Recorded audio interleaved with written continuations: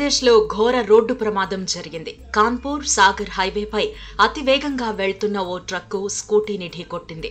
ఆ తర్వాత truck driver స్కూటీని 2 కిలోమీటర్లు లాక్కెళ్లాడు. ప్రస్తుతం ఈ ఘటనకు సంబంధించిన దృశ్యాలు సోషల్ మీడియాలో వైరల్గా మారాయి.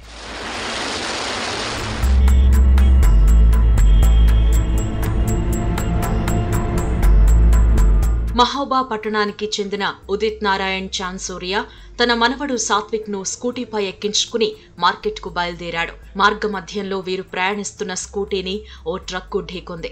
దీంతో కింద పడ్డ ఉదిత్ నారాయణ్ అక్కడికక్కడే చనిపోయాడు. కానీ మనవడు సాత్విక్ స్కూటీలో ఇరుక్కుపోయాడు. అయితే ట్రక్ డ్రైవర్ భయంతో వాహనాన్ని ఆపకుండా దాదాపు 2 కిలోమీటర్లు ఈడ్చుకెళ్లాడు. ఈ దృశ్యాలను చూసిన పలువురు ద్విచక్ర వాహనదారులు ట్రక్కును వెంబడించారు.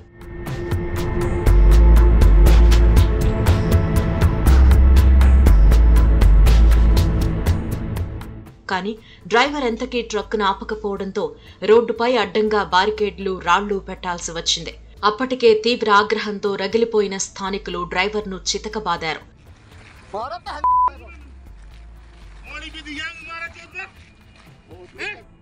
సమాచారం అందుకున్న పోలీసులు ట్రక్కును సీజ్ చేసి డ్రైవర్ను అరెస్టు చేశారు.